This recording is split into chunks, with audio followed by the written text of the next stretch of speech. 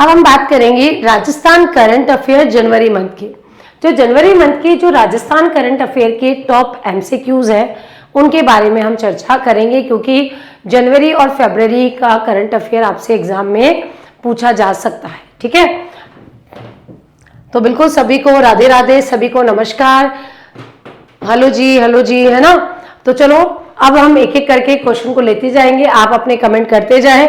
Comment देखो आप अपने लिए एज ए प्रैक्टिस कर सकते हैं, क्योंकि ज्यादा कमेंट अगर पढ़ेंगे तो फिर अपना टॉपिक भी रह जाता है। बिल्कुल राधे राधे जी, राधे राधे।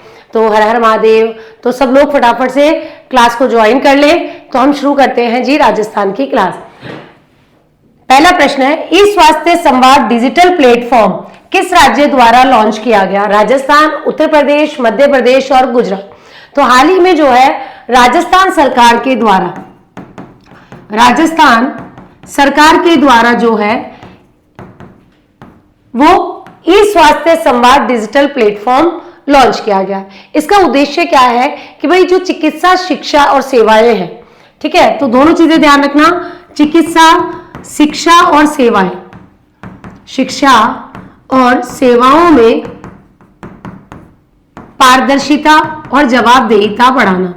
पारदर्शिता व जवाबदेहिता को बढ़ावा देना, ये इसका मुख्य उद्देश्य है। और इसके तहत जो है सप्ताह में 2 बार वीडियो कॉन्फ्रेंसिंग की जाएगी, और उस वीडियो कॉन्फ्रेंसिंग के माध्यम से जो भी संबंधित अधिकारी हैं, जनता है, छात्राएं हैं, मेडिकल के या छात्र हैं, वो जुड़ेंगे और उन पर चर्चा करेंगे। अगर कोई समस्या है तो उन समस्या का निवारण और निराकरण भी इनके द्वारा किया जाएगा। तो सही आंसर क्या है जी? राजस्थान सरकार। अगला प्रश्न है, देश की पहली all India fire service sports and fire service meet 2026 कहां आयोजित होगी? तो अलवर, जयपुर, उदयपुर या इनमें से कोई नहीं। तो भाई अगर हम बात करें ये समिट, तो ये समिट जो है बेसिकली अग्नि योद्धाओं की शारीरिक क्षमता और खेल कौशल के लिए की जा रही है।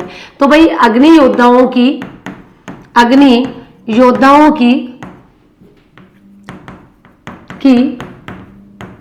क्षमता व खेल कौशल को बढ़ावा देने के लिए, खेल कौशल को बढ़ावा देने के लिए ये जो मीट है उसका आयोजित किया जा रहा है। अग्नि योद्धा, ये अग्निवीर नहीं है, अग्नि योद्धा जो फायर वाले काम करते हैं वो ये अग्नि योद्धा होते हैं। और ये जो बेसिकली है आयोजित की जाती है केंद्रीय गृह मंत्रालय के अंडर में। तो केंद्रीय गृह मंत्रालय द्वारा जो है पहली fire service sports and fire service meet जो है वो आयोजित की जा रही है। और इसका आयोजन जो है वो आपको ध्यान रखना है कब किया जाएगा, तो 30 से आपकी 27 से लेके 31 जनवरी तक इसका आयोजन किया जा रहा है 2026 में। कहाँ जी? उदयपुर में। तो उदयपुर लेक सिटी में जो है इसका आयोजन किया जा रहा है, पहली बार की जा रही है। ऑल इंडिया के जितने भी फायर ऑफिसर है, फायर फाइटर्स है, फायरमैन है, वो इसमें हिस्सा लेने वाले हैं। और ये भी ध्यान रखना, भारत जो है 2019 में गुजरात में world police and fire games होने वाले हैं, उनकी भी मेजबानी करने जा रहा है। तो इस पर्सपेक्टिव से भी ये जो फायर मीट है वो काफी महत्वपूर्ण हो जाती है। अगला प्रश्न है, क्षुद्रग्रह प्रमिष्का नामकरण किसकी स्मृति में रखा गया है? ऑपरेशन सिंदूर, पिपलाती स्कूल के दिवंगत बच्चों की स्मृति, स्कूल के शिक्षक और वैज्ञानिकों का योगदान। भाई आपको पता है कि झालावाड़ के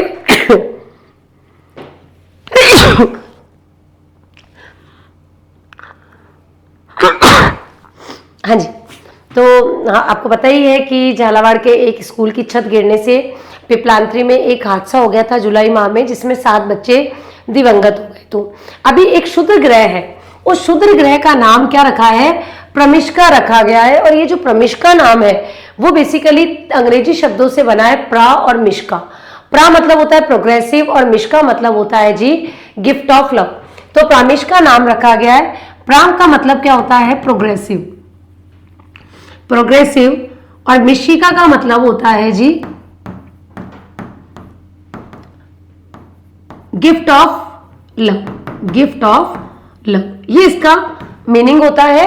और ध्यान रखिएगा ये जो क्षुद्र ग्रह है जिसका नाम प्रमिष्का रखा गया है वो रखा गया है पिपलांत्री स्कूल के दिवंगत बच्चों की याद में कि इसके जो खोजकर्ता है उन्हें स्थित राजकीय उच्च माध्यमिक विद्यालय की 3 छात्राएं व एक छात्र थे, तो इसलिए इनको हमने क्षुद्र ग्रह का नाम प्रमिष्का रख दिया है। तो प्रमिष्का आपसे पूछ ले, ये क्वेश्चन अगर इस तरीके से पूछ ले कि प्रमिष्का क्या है, प्रमिष्का क्या है, तो भाई ये एक क्षुद्र ग्रह का नाम है और ये जो क्षुद्र ग्रह का नाम है वो पिपलांत्री स्कूल के याद में रखा गया है।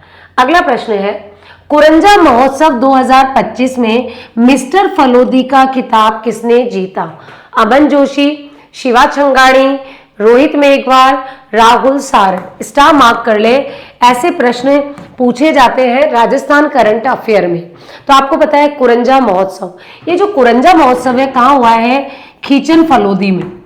खीचन फलोदी में कुरंजा महोत्सव का आयोजन किया गया। कब किया गया? तो भाई 26-27 कब? दिसंबर 26-27 दिसंबर 2025 को इसका आयोजन किया गया। 2 दिवसीय एक कार्यक्रम था। आयोजन किसके द्वारा किया गया? तो जितने भी ये महोत्सव है इनका आयोजन पर्यटन विभाग और उस जिले का प्रशासन वह जिला प्रशासन, तो यहाँ फलोदी जिला प्रशासन के द्वारा इसका आयोजन किया गया और इसमें पर्यटन को बढ़ावा देने के लिए विभिन्न कार्यक्रमों का आयोजन किया जाता है। और इस कुरंजा महोत्सव में जो है मिस्टर फलोदी कौन बने हैं? शिवा छंगाणी। तो मिस्टर फलोदी बने हैं शिवा छंगाणी। जबकि अगर हम बात करें मिस फलोदी कौन बना है? मिस फलोदी। तो मिस्टर और मिस दोनों याद रखनी है। और मिस बनी है वेदई भारद्वाज। वेदई भारद्वाज जो है वो मिस फलोदी बनी है और मिसेस फलोदी बनी है विशाखा थानवी। और मिसेस बनी है Vishakha Thanvi. Mrs Phalodi Vishakha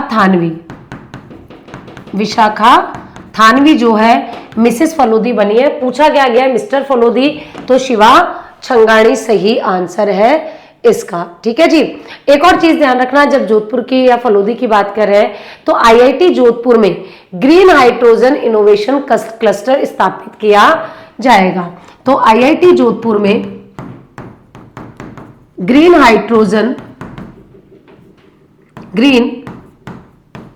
hydrogen cluster स्थापित किया जाना है। ठीक है, यह भी ध्यान रखना कि ग्रीन हाइड्रोजन इनोवेशन क्लस्टर जो है वो कहां पर होगा? आईआईटी जोधपुर में स्थापित किया जाएगा। हाइड्रोजन उत्पादन करने की एक तकनीक पर रिसर्च किया जाएगा। जो वेस्ट पानी है उससे यहाँ पर ग्रीन हाइड्रोजन बनाई जाएगी। तो जो वेस्ट वाटर है उससे ग्रीन हाइड्रोजन बनाई जाएगी। ग्रीन हाइड्रोजन का विकास किया जाएगा। इनोवेशन क्लस्टर और ये आईआईटी जोधपुर में स्थापित किया जाएगा लगभग 200 करोड़ की लागत के साथ। ठीक है, 5 जून को ग्रीन हाइड्रोजन नीति आई थी, ये भी ध्यान रखना। तो भाई अगर पूछा जाए ग्रीन हाइड्रोजन नीति तो भाई ग्रीन हाइड्रोजन जो नीति है वो कब आई थी? तो ध्यान रखना 5 जून 2023 को आई थी। और इस नीति के तहत लक्ष्य रखा गया था कितना कि 2030 तक हम 2000 केटीपी, तो 2030 तक 2000 केटीपी हाइड्रोजन ग्रीन हाइड्रोजन एनर्जी जो है उसका विकास करेंगे, डेवलपमेंट करेंगे, ये ध्यान रख लेना। अगला प्रश्न है, राजस्थान के किस खिलाड़ी को इस बार अर्जुन अवार्ड के लिए नामित किया गया है? पद्मनाभ सिंह, रुद्राक्ष खंडेलवाल, निर्मला भाटी, उपरोक्त। स्टार मार्क कर लें क्योंकि अर्जुन पुरस्कार के लिए नामित किया गया है भैया इन 3 में से या तो तीनों को मिलेगा या 1 को मिलेगा या 2 को मिलेगा। तो ये ध्यान रखना राजस्थान के 3 खिलाड़ियों को इस बार अर्जुन अवार्ड के लिए नॉमिनेट किया गया है। 3 खिलाड़ी कौन है? पद्मनाभ सिंह, रुद्राक्ष खंडेलवाल, निर्मल भाटी, यानी उपरोक्त सभी। अब मैं बात करूं कि जो पद्मनाभ सिंह भाटी है ये किस खेल के हैं? तो भाई ये ध्यान रखना इनका संबंध है खो खो से। खो खो इनका खेल है और ये जो है भारतीय पोलो टीम के खिलाड़ी भी, ठीक है, तो ध्यान रखना भारतीय पोलो टीम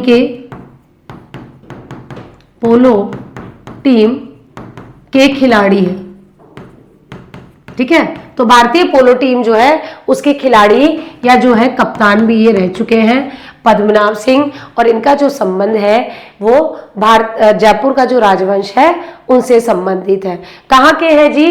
तो भाई ये जयपुर के ही हैं। कहाँ के हैं? जयपुर के हैं। हम बात करें रुद्राक्ष खंडेलवाल की, तो रुद्राक्ष खंडेलवाल जो है इनका संबंध कहाँ से है?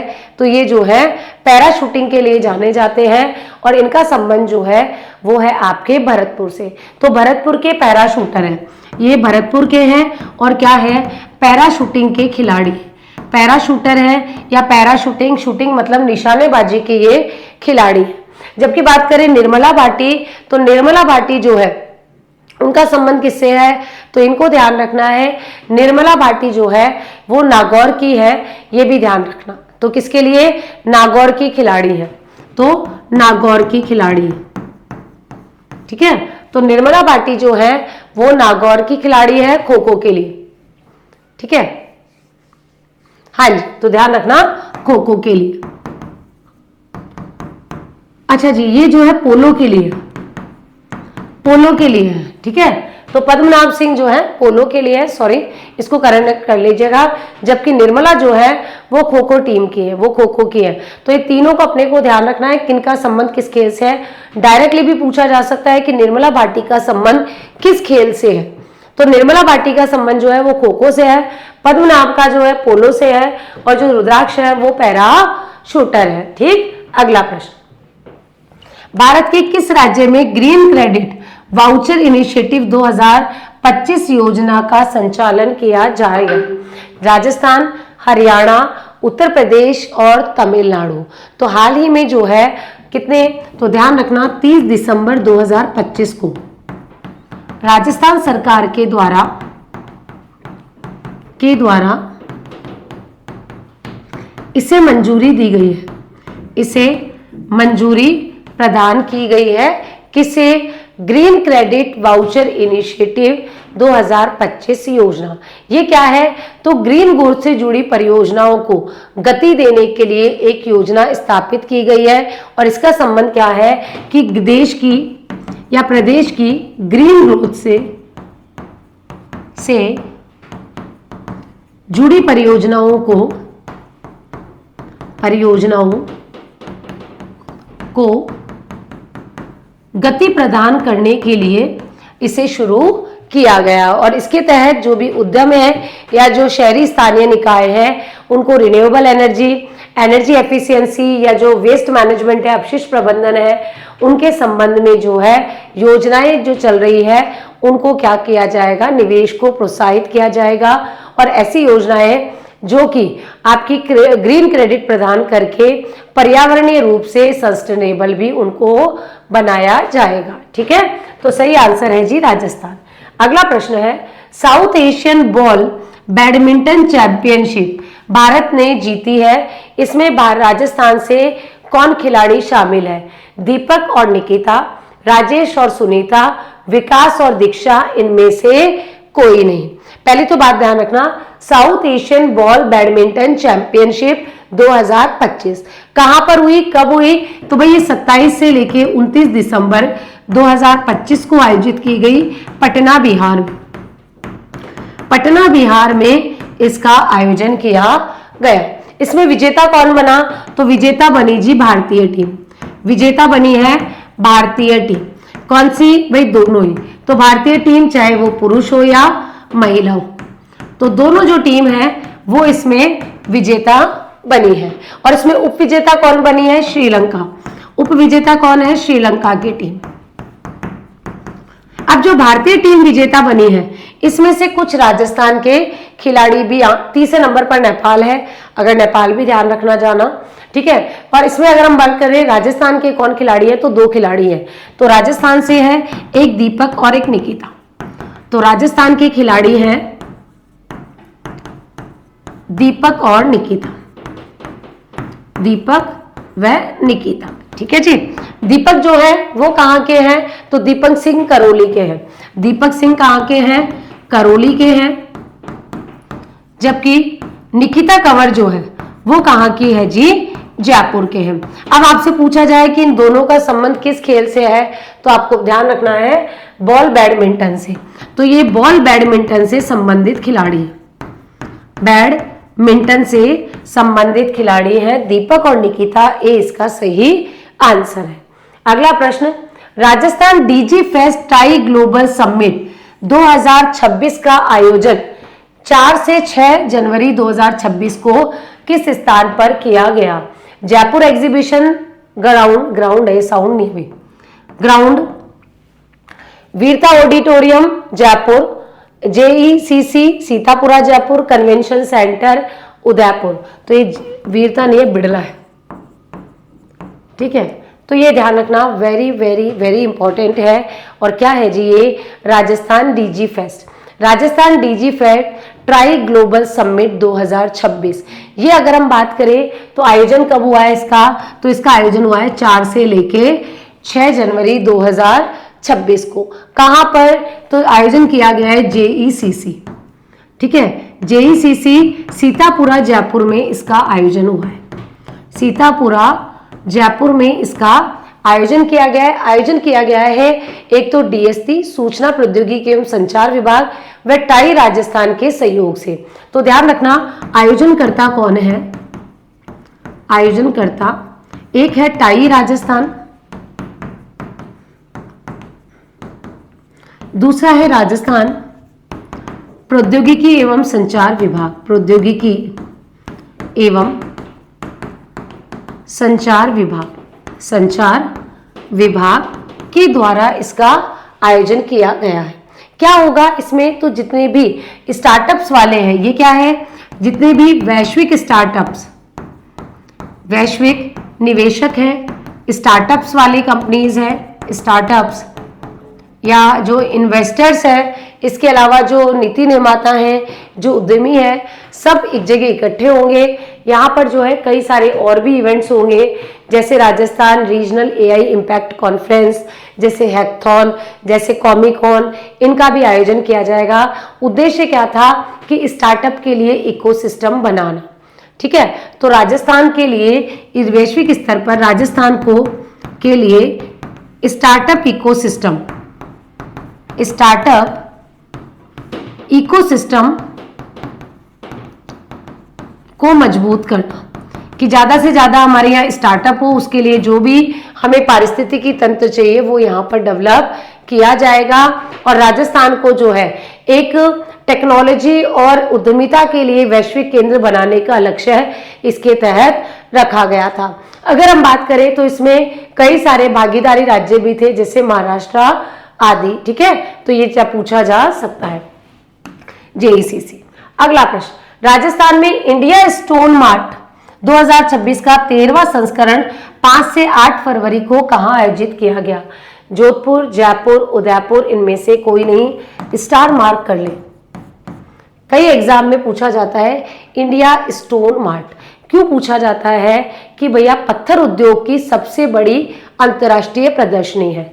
तो ध्यान रखना, पत्थर उद्योग के संबंध में, पत्थर उद्योग की सबसे बड़ी अंतर्राष्ट्रीय प्रदर्शनी है। तो पूरा जो स्टोन इंडस्ट्री है वो इससे संबंधित होती है, उसके जो निवेशक हैं, जो उससे संबंधित लोग हैं, वो इसमें शामिल होते हैं। उत्पादक, आयातक, निर्यातक, खरीदार, विषय विशेष सब इसमें शामिल होते हैं।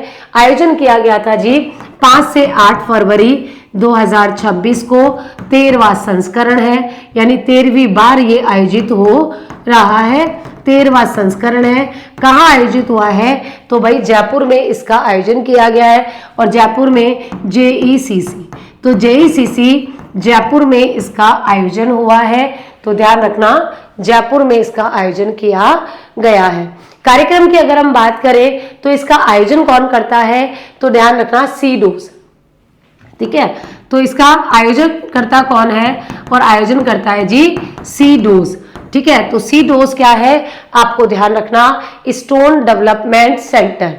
तो स्टोन डेवलपमेंट सेंटर जो है वो इसका आयोजन करता है। अगर पूछे कि इसके मुख्य प्रायोजक कौन है, तो मुख्य प्रायोजकों में एक तो रिको ध्यान रखना, एक लघु उद्योग भारती, लघु उद्योग भारती, एक रिको, ठीक है, और ये हर साल होते हैं सारे, ठीक है। तो ध्यान रखना, एक तो रिको अपने को ध्यान रखना है, मुख्य प्रायोजक है, एक लघु उद्योग भारती जो है वो इसका सह आयोजक है, ठीक है। तो ये क्या है, सह आयोजक है, आयोजक है। तो कहां पर, जयपुर में आयोजित किया जा रहा है। अगला प्रश्न, राष्ट्रीय स्वदेशी महोत्सव 2025 का आयोजन कहां किया गया है? जयपुर, भीलवाड़ा, चित्तौड़, कोटा। सब जगह जयपुर ही नहीं आएगा डिफॉल्ट आंसर, ठीक है। तो ध्यान रखना, इसका आयोजन कहाँ किया गया है, राष्ट्रीय स्वदेशी महोत्सव। इसका आयोजन आपको ध्यान रखना है 23 से लेके 28 दिसंबर 2025 को आयोजन किया गया। तो कहाँ पर, चित्तौड़गढ़ में। चित्तौड़गढ़ में इसका आयोजन किया गया। एक स्टॉल या एक एग्जीबिशन होता है, इसके माध्यम से क्या करते हैं हम, जो भी स्वदेशी वस्तुएं होती हैं अपने, या हस्तशिल्प या आपके स्वदेशी उत्पाद है, इनको जो है उपलब्ध कराते हैं।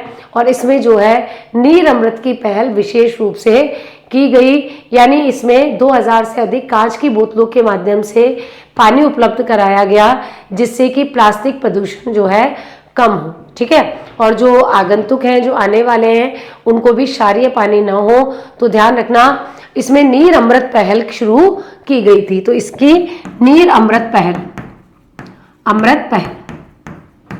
और इसमें कांच की बोतल में पानी उपलब्ध कराया गया था। तो जो अमृत पहल है, ये जो है पर्यावरण और समाज दोनों के लिए एक बेनिफिशियरी मॉडल के रूप में आयोजित की गई, जिससे कि जो प्रदूषण है, प्लास्टिक प्रदूषण, उसको भी रोका जा सके। तो ध्यान रखना, चित्तौड़गढ़। अगला प्रश्न है, हाल ही में वीर बाल दिवस कब मनाया गया? 26 दिसंबर, 25 दिसंबर, 24 दिसंबर, 23 दिसंबर। वीर बाल दिवस, वीर बाल दिवस कब, क्या था? तो ध्यान रखना, जो गुरु गोविंद सिंह थे, उनके 4 पुत्र और उनकी माता द्वारा दिए गए बलिदान के उपलक्ष्य में बनाया जाता है। तो गुरु गोविंद सिंह के 4 पुत्रों व उनकी माता के बलिदान को सम्मान देने के लिए ये बनाया जाता है। कब बनाया जाता है? तो ध्यान रखना, 26 दिसंबर को।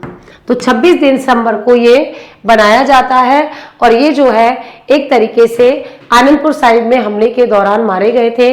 मुगल सेना ने इन्हें बंदी बना लिया था, इस्लाम कबूल करने के लिए कहा, लेकिन इन्होंने कबूल नहीं किया। फिर इनके जो है ये मारे गए थे, इसलिए इनकी शहादत में ये बनाया जाता है। पहली बार जो है 2022 में बनाया गया। पहली बार कब बनाया गया? 2022 में।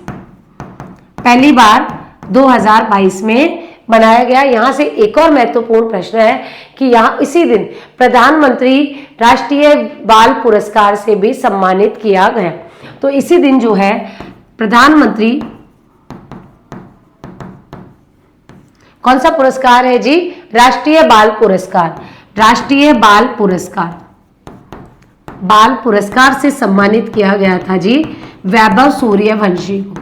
तो वैभव सूर्यवंशी जो थे उनको सम्मानित किया गया था। और ये वैभव सूर्यवंशी क्रिकेटर हैं, इनको सम्मानित किया गया था किसके द्वारा? तो राष्ट्रपति द्रौपदी मुर्मू के द्वारा। राष्ट्रपति द्रौपदी मुर्मू के द्वारा सम्मानित किया गया था वैभव सूर्यवंशी को।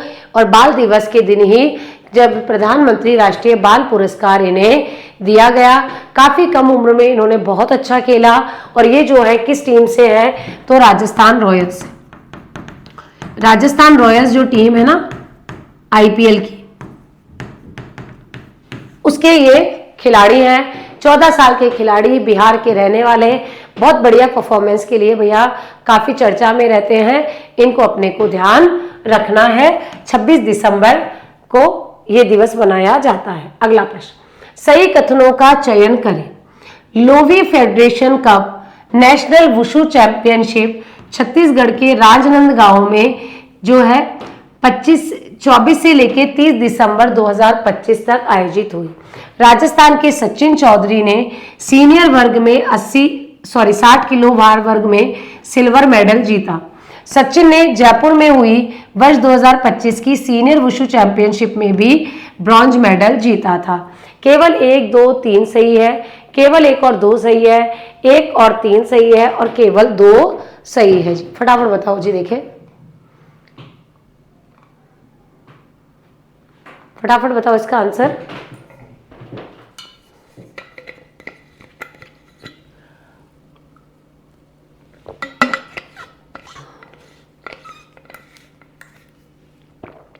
चलिए जी, ध्यान रखिए, Loewi federation cup national wushu championship जो है छत्तीसगढ़ के राजनंद में ही आयोजित की गई थी। कब? 24 से लेके 30 दिसंबर को। तो ये तो बिल्कुल फैक्ट सही है। यहां पर जो सचिन चौधरी हैं, इन्होंने जो है सिल्वर मेडल भी जीता था, तो ये कथन भी अपने को ध्यान रखना है। लेकिन इन्होंने जो ये जो मेडल जीता था सीनियर वर्ग में, वो 60 किलोग्राम वर्ग में नहीं जीता था, 90 किलोग्राम भार वर्ग में जीता था, तो ये गलत हो गया। जबकि सचिन ने जयपुर में जो सीनियर वुशु चैंपियनशिप हुई थी उसमें भी ब्रॉन्ज मेडल जीता था। तो भाई ए और सी दोनों सही है। दूसरा सिर्फ इसलिए गलत है कि ये जो पदक है वो इन्होंने 60 में किलोग्राम वर्ग में नहीं, 90 किलो भार वर्ग में जीता था। ठीक है, तो दोनों में अंतर हो गया, ये ध्यान रखना, इसलिए ये प्रश्न गलत हो गया। अब आपसे पूछ ले कि भैया सचिन चौधरी का संबंध किससे है, तो ध्यान रख लेना वुशु खेल से। अगला प्रश्न, राज्य सरकार की बजट घोषणा के तहत कोटा हाड़ौती ट्रैवल मार्ट का आयोजन कब किया जाएगा? 2 से 4 जनवरी 2026, 2 से 8 जनवरी 2026, 22 से 24 जनवरी 2026, इनमें से कोई नहीं। ठीक है, तो अभी हाल ही में राज्य सरकार की बजट घोषणा के तहत जो है कोटा हाड़ौती ट्रैवल मार्ट के आयोजन की बात की थी, और ये जो मार्ट है वो 2 से लेके 4 जनवरी 2026 तक आयोजित किया जाएगा। कहां पर? तो ध्यान रखना 2 दिवसीय है, और ये चंबल रिवर फ्रंट कोटा में आयोजित होगा। तो चंबल नदी के किनारे जो है वहां इसका आयोजन होगा, और बाकी जो काम है वो 8 हिल सिटी पार्क है कोटा में, वहां भी आयोजित किया जाएगा। कुल मिला के हाड़ौती क्षेत्र में जो पर्यटन है उसको बढ़ावा देने के लिए ये ट्रैवल मार्ट वहां पर आयोजित किया जाना है। तो इनके माध्यम से होता भी यही है कि जिस क्षेत्र में आपका ट्रैवल नहीं होता ना, आपका पर्यटन अच्छा नहीं होता, वहां पर ये किया जाता है। तो ध्यान रखना 2 से 4 जनवरी 2026। अगला प्रश्न, राजस्थान के किस शहर में केंद्र सरकार द्वारा ऑपरेशन सिंदूर रक्षा परियोजना के तहत एयरबेस का निर्माण किया जाएगा? रायसिंह नगर, नाकोड़ा, शार्दुल शहर, इनमें से कोई नहीं। और ऑपरेशन सिंदूर तो हम भूल ही नहीं सकते, और ऑपरेशन सिंदूर के बाद हमारी जो सीमाएं थी उनको सुरक्षित करने के लिए जो है एक एयर बेस बनाया जाएगा, और ये जो एयर बेस है वो शार्दुल नगर है जी, गंगानगर में।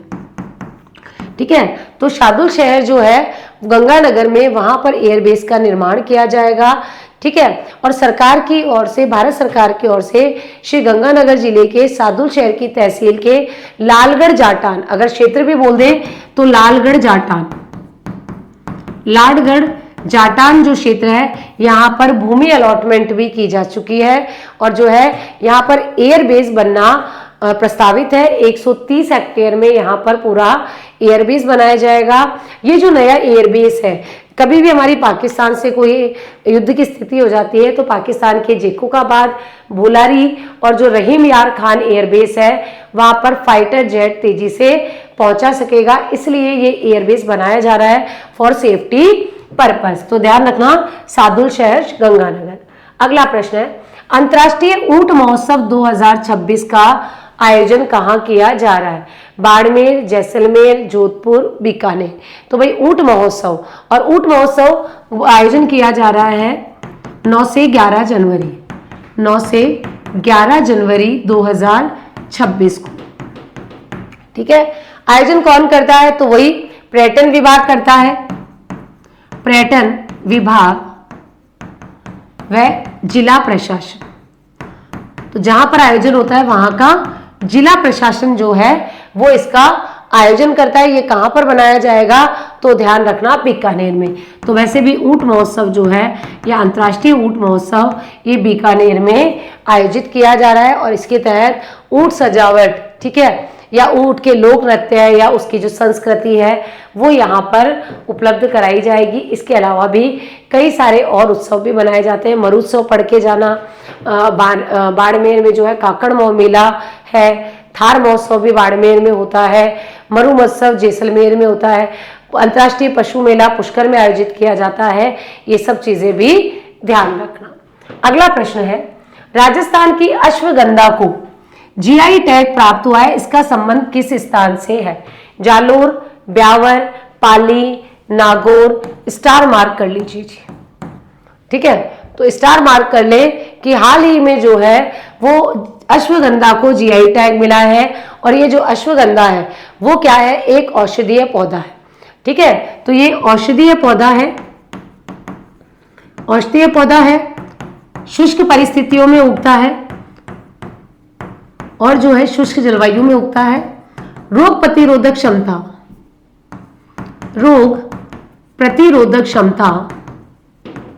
क्षमता को बढ़ाता है या में वृद्धि करता है, में वृद्धि करता है जी। तो आपको ध्यान रखना, नागौरी अश्वगंधा जिसे ये तेज को, दिमाग को बहुत तेज रखता है, अपना जो हार्ट है या जी जो क्रॉनिकल डिजीज होती है उसके लिए भी काम आता है, ठीक है जी। तो आप ध्यान रखना, राज्य में कितने उत्पाद हो गए? देखो पहला 16वां था सोजत की मेहंदी,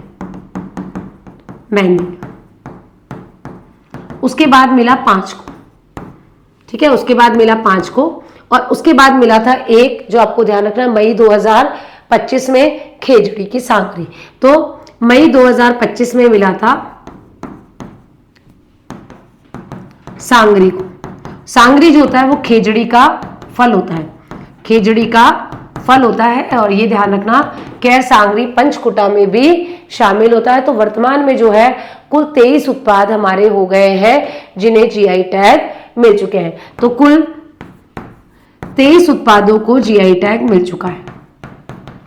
उत्पादों को जीआई टैग यहां पर प्राप्त हो चुका है। सारे जीआई टैग, उनकी लिस्टिंग ध्यान रखना क्योंकि पूछी जा सकती है, ठीक है। तो 23वां भी ध्यान रखना और भाई 24वां भी, आपका 22वां ध्यान रखना।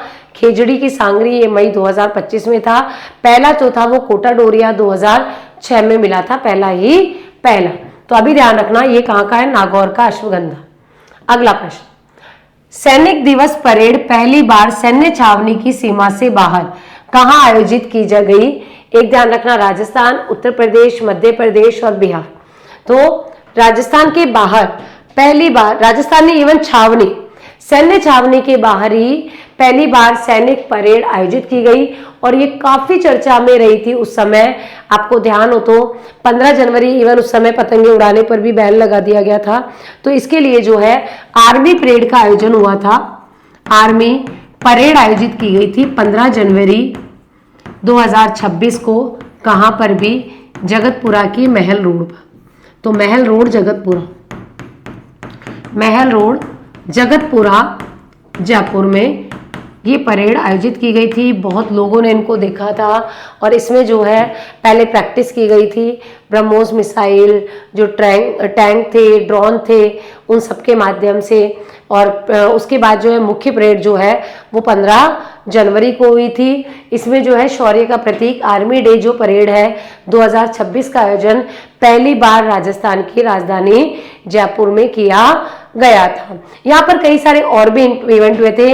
नो योर आर्मी प्रदर्शनी, एक यहाँ पर नो, ये वाला नो, जानने वाला, नो योर आर्मी प्रदर्शनी, ये भी आयोजित की गई थी। और ये भवानी निकेतन मैदान, भवानी निकेतन मैदान जो है भवानी निकेतन कॉलेज वाला जयपुर में, यहाँ पर इसका आयोजन किया गया था। और ये प्रदर्शनी लगी थी जी 8 से 12 जनवरी 2026 को इसका आयोजन किया गया था। इसके बाद मुख्य आर्मी डे जो था वो 15 तारीख का था। एक शौर्य संध्या भी आयोजित की गई थी इसके दौरान, शौर्य संध्या। शौर्य संध्या जो है वो 15 जनवरी को 2026 को शाम को आयोजित की गई थी SMS ग्राउंड में, SMS स्टेडियम जयपुर में। SMS स्टेडियम जयपुर में इसका आयोजन किया गया था। और जो भारतीय सेना दिवस है वो कब मनाया जाता है? तो भारतीय सेना दिवस जो है, भारतीय सेना दिवस, ये हर साल मनाया जाता है जी 15 जनवरी को। 15 जनवरी को ये दिवस मनाया जाता है। इस बार इसकी जो परेड है वो राजस्थान में हुई थी। पहली बार इसकी शुरुआत 1949 में की गई थी। ठीक है, तो 1949 में इसकी शुरुआत की गई थी, तो तब से हम ये बना रहे हैं। उस टाइम में अभी वाला कौन सा था? तो भाई ध्यान रखना, ये 78 नंबर का था। 78 भारतीय सेना दिवस था। और जो है मुख्यमंत्री बजरलाल शर्मा जी खुद इसमें शामिल हुए थे। नो योर आर्मी, शौर्य, आपकी संध्या, इसके अलावा सेना परेड, ये सब अपने को ध्यान रखना है क्योंकि यहाँ से प्रश्न पूछा जा सकता है। ठीक है, तो ये ध्यान रखना। इसके अलावा एक और ध्यान रखना, अभी राजस्थान में ही I start learning management system भी शुरू किया गया था, वो भी ध्यान रख लेना बजरलाल शर्मा जी के द्वारा। तो आई स्टार्ट लर्निंग मैनेजमेंट सिस्टम 6 जनवरी 2026 को शुरुआत की गई थी। ठीक, तो सही आंसर है जी राजस्थान।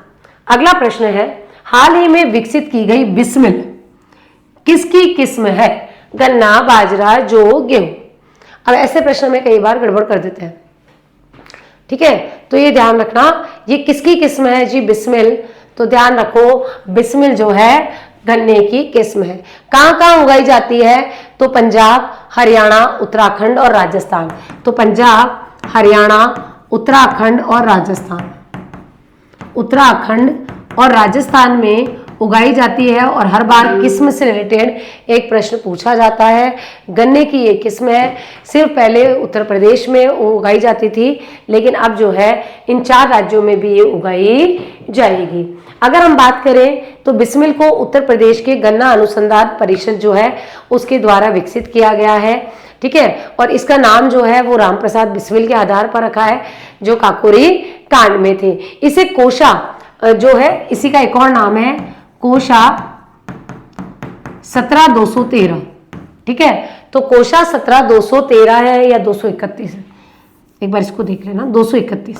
231 जो है वो भी इसका अन्य नाम है। और ये किसकी है? तो ध्यान रखना, ये बिस्मिल जो है गन्ने की एक किस्म है। और जो है लाल सड़न जो रोग होता है ना गन्ने में, ठीक है, गन्ना लाल हो जाता है, सूख जाता है, उसके संबंध में इसे डेवलप किया जाता है जिससे ये नुकसान नहीं पहुंचाती है।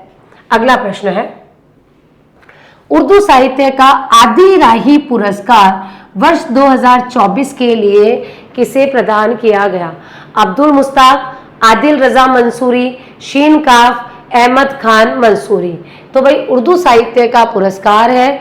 ठीक है, तो ये तहजीब द्वारा 2024 का एडी राही पुरस्कार जो है वो दिया गया था जी आदिल रजा मंसूरी। और ये जो आदिल रजा मंसूरी है वो कहाँ के हैं जी? जयपुर के हैं। अगर हम बात करें किस कृति के लिए दिया गया था, तो सन्नाटे की परछाई। तो सन्नाटे की परछाई, सन्नाटे की परछाई ये इनकी काव्य संग्रह था।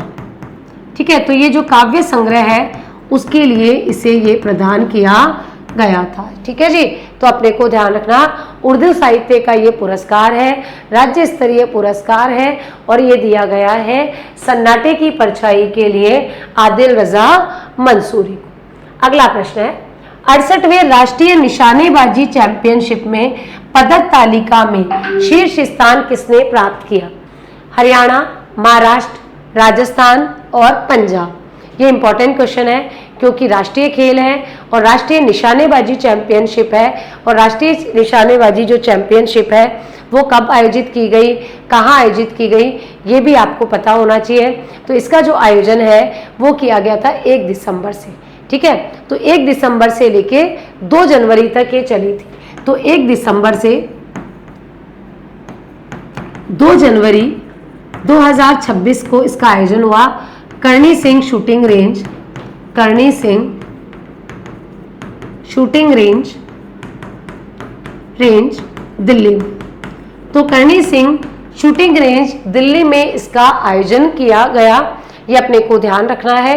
कब? तो 16 नहीं है, एक नहीं है, 11 दिसंबर है। तो 11 दिसंबर से लेके 2 जनवरी तक इसको आयोजित किया गया, अलग अलग जगह इसका आयोजन किया गया था। तो मेनली अगर हम बात करें तो आयोजन किया गया तो एक तो दिल्ली में और एक एमपी भोपाल में भी इसका आयोजन किया गया था। ठीक है, अगर हम बात करें इसमें शीर्ष स्थान पर कौन रहा, तो पहला स्थान इसकी पदक तालिका में प्रथम स्थान पे रही जी हरियाणा, प्रथम स्थान हरियाणा।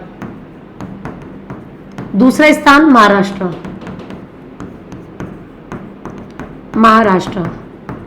तीसरा स्थान, तो तीसरा स्थान है जी राजस्थान। तीनों पदक तालिका के स्थान ध्यान रखने हैं। पहला ध्यान रखना हरियाणा के बाद महाराष्ट्र और तीसरे नंबर पे रहा है जी राजस्थान। तो पहला, दूसरा, तीसरा। नई दिल्ली और भोपाल में इसका आयोजन किया गया, तो आयोजन किया गया था भोपाल और नई दिल्ली। तो भोपाल और नई दिल्ली में इसका आयोजन किया गया। पदक तालिका में पहले स्थान पर हरियाणा है, लेकिन यह भी पूछा जा सकता है कि राजस्थान का स्थान कौन सा था, तो राजस्थान तीसरे स्थान पर रहा। अब हम पदकों की बात कर लेते हैं। हरियाणा को कुल कितने पदक मिले हैं, तो भाई हरियाणा को जो है कुल 60 पदक यहाँ पर प्राप्त हुए हैं। जो 60 पदक हैं उनमें से 31 स्वर्ण है, 13 रजत है और 16 जो है कांस्य है। जबकि महाराष्ट्र की बात करूं तो महाराष्ट्र को जो है 24 और 9, तो ये हो गए 33 और 9, तो ये हो गए 42। तो कुल यहाँ 42 पदक जो है महाराष्ट्र को प्राप्त हुए हैं। जबकि राजस्थान की बात करें तो राजस्थान जो है कुल 51 पदक इसको मिले हैं, लेकिन यहाँ पर 51 पदक में हमारे जो गोल्ड थे ना वो थोड़े कम थे। हमारे जो गोल्ड पदक थे वो कितने थे? 15। तो 15 तो गोल्ड, 15 ही सिल्वर, 15 ही कितने हैं? सिल्वर, और कांस्य ब्रॉन्ज जो है वो ध्यान रखना 11। जबकि यहाँ पर 42 पदक में जो है गोल्ड पदक कितने थे जी? 24। तो पदक तालिका में भैया जिसको गोल्ड ज्यादा मिलते हैं वही विनर होता है, चाहे ओवरऑल कितने भी हो। तो ये भी अपने को ध्यान रखना है कि सारे पदक कौन कौन से हो सकते हैं। एक राजस्थान युवा व खेल महोत्सव 2026 ध्यान रख लेना। राजस्थान युवा व खेल महोत्सव 2026, ठीक है। तो राजस्थान युवा व खेल महोत्सव 2026 जो है इसका आयोजन कब हुआ, तो ध्यान रखना 7 से 12 जनवरी 2026 को, और SMS stadium Jaipur, SMS stadium Jaipur में। तो खेल की ही बात है इसलिए यहीं पे ध्यान रख लेना कि इसका आयोजन 7 से 12 जनवरी को हुआ जयपुर के सवाई मानसिंह स्टेडियम में। जो भी इस राज्य स्तरीय प्रतियोगिता में पहले स्थान पर आया उसको 50,000 रुपए, दूसरे स्थान के लिए 25,000 रुपए और तीसरे स्थान के लिए जो है 10,000 रुपए इसके तहत प्रदान किए गए थे। तो सही आंसर है हरियाणा। अगला प्रश्न है, हाल ही में राजस्थान AI व ML पॉलिसी 2026 कब जारी की गई? 1 जनवरी 2026, 5 जनवरी 2026, 4 जनवरी 2026, 6 जनवरी 2026। स्टार मार्क कर लें। ये क्या है? राजस्थान AI यानी आर्टिफिशियल इंटेलिजेंस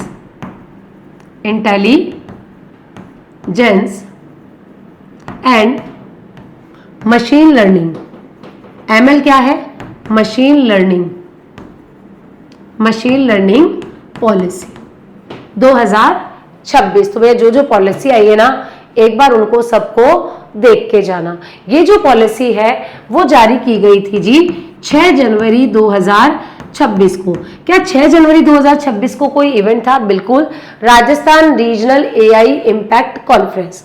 तो राजस्थान रीजनल AI इम्पैक्ट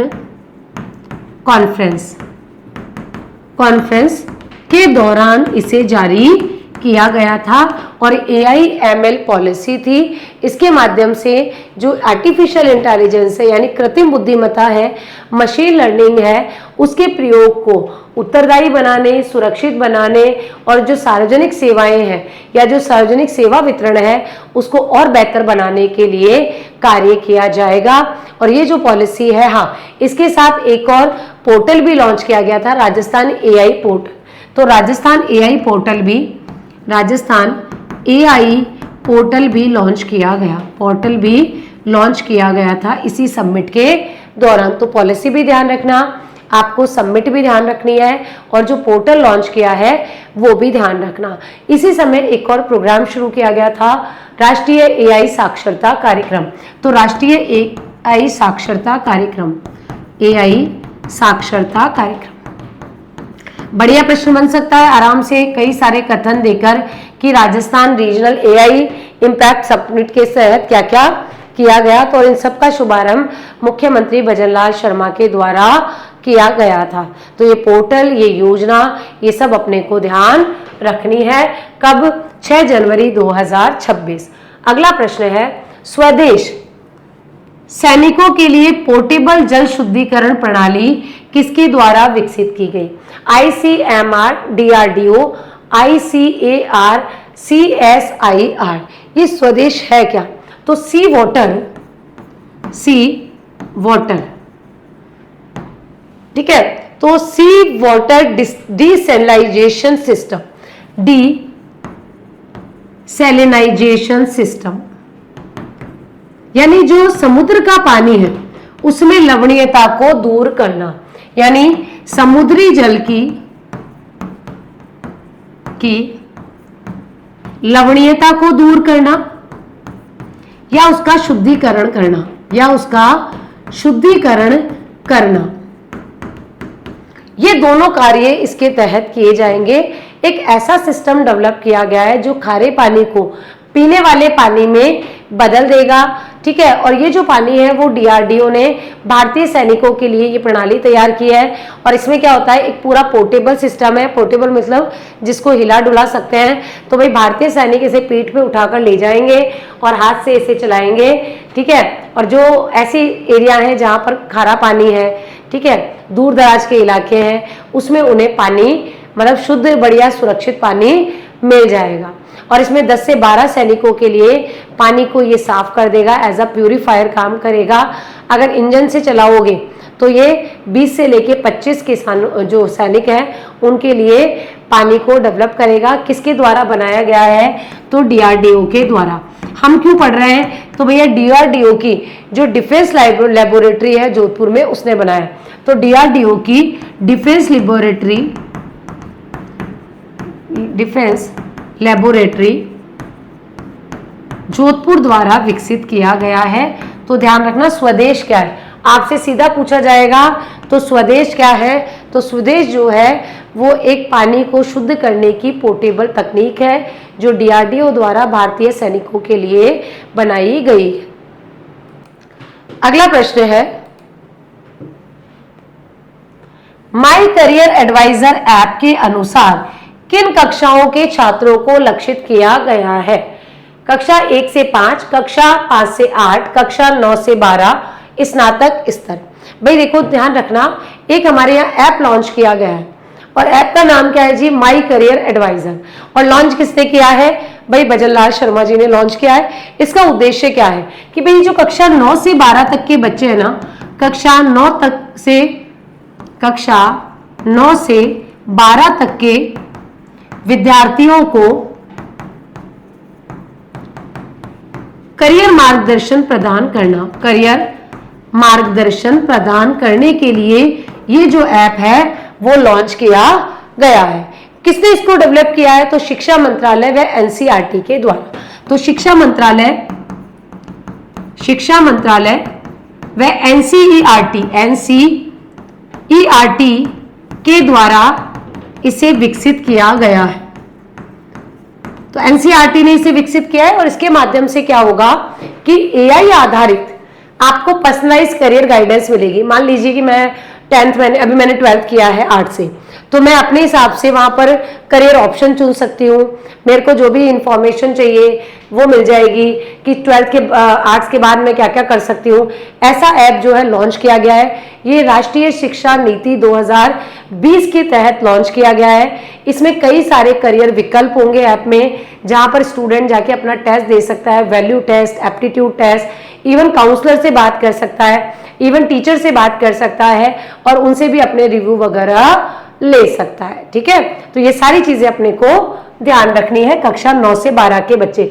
1 से 5 और 5 से 8 वाले तो जो है क्या ही गाइडेंस लेंगे, और भाई स्नातक वाले तो खुद ही इतने एक्सपर्ट हो जाते हैं, वो खुद गाइडेंस देने लग जाते हैं, है ना।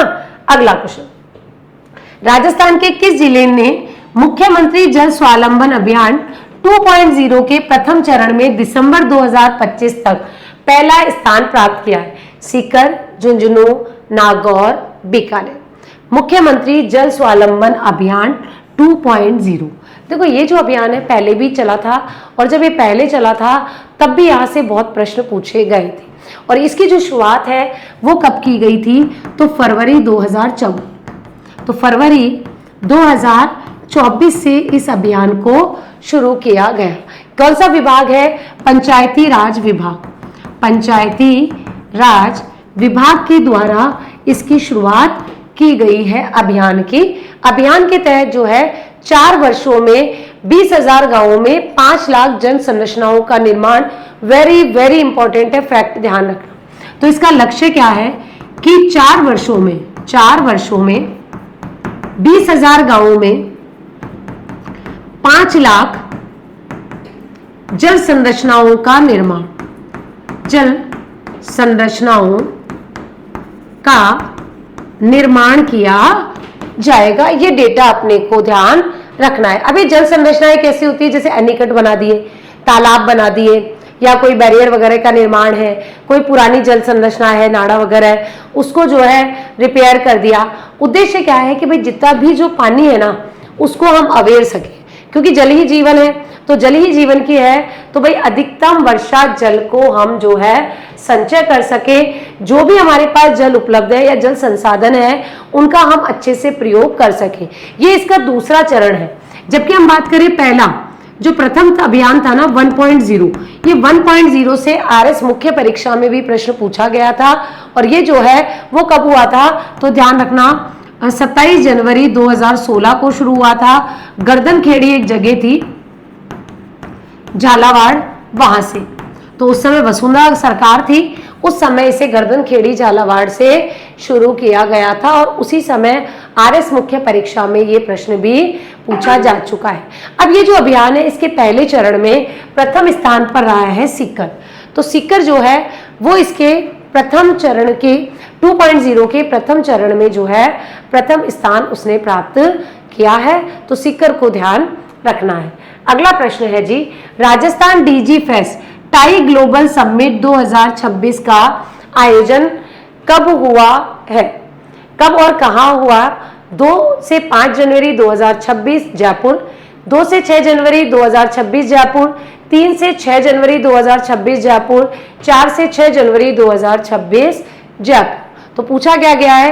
Rajasthan digi fest TiE global summit, और इसका जो आयोजन है वो कब हुआ है?